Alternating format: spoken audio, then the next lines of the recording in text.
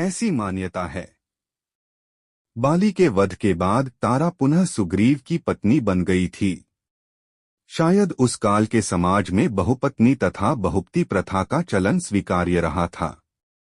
ऐसी मान्यता है कि वाली पर जो तीर चलाया था वह एक साधारण तीर था, अर्थात राम के तरकश में अनेकानेक अस्त्र थे जिनसे पल भर में जीव तो क्या पूरी की पूरी सभ्यता का विनाश हो सकता था, जैसे ब्रह्मास्त्र इत्यादि।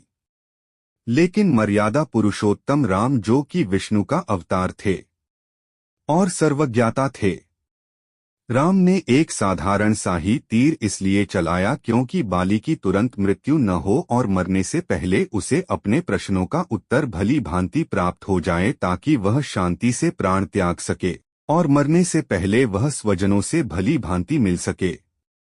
बाली के आहत होने का समाचार सुनकर तारा अपने पुत्र अंगद के साथ रणभूमि की तरफ भागी। रास्ते में उसे रण से भागते हुए वानर मिले जिन्होंने उसे सलाह दी कि अंगद को लेकर वापस किष्किंधा जाकर अंगद का राज्याभिषेक कर दे और राम के प्रकोप से बच जाए। लेकिन तारा ने उस वानर समूह को अपने साथ किया और मरणासन्न बाली की ओर प्रस्थान किया।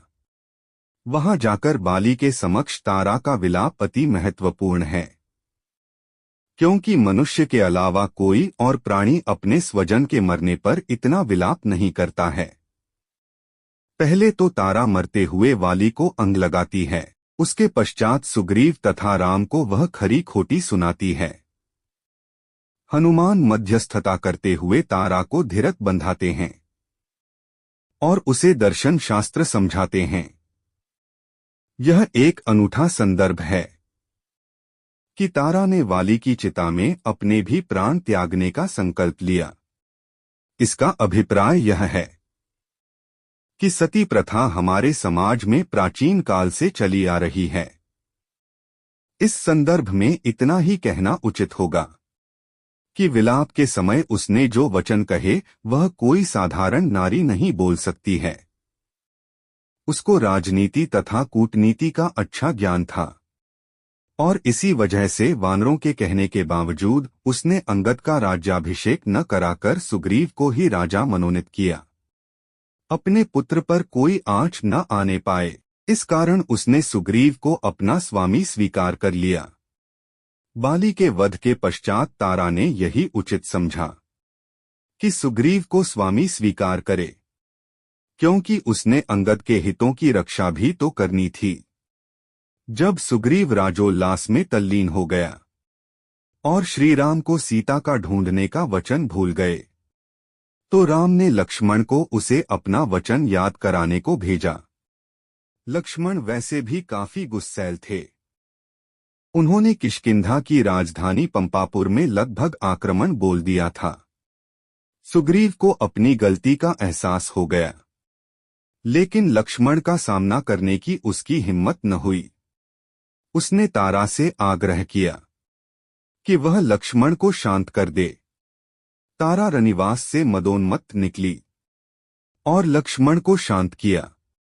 उसने महर्षि विश्वामित्र का उदाहरण दिया कि ऐसे महात्मा भी इंद्रिय विषयक भोगों के आगे लाचार हो गए थे। फिर सुग्रीव की तो बिसात ही क्या, और यह भी कि वह मनुष्य नहीं वरन एक वानर है। तारा ने यह भी वर्णन किया कि सुग्रीव ने चारों दिशाओं में सेना एकत्रित करने के लिए दूत भेज दिए हैं।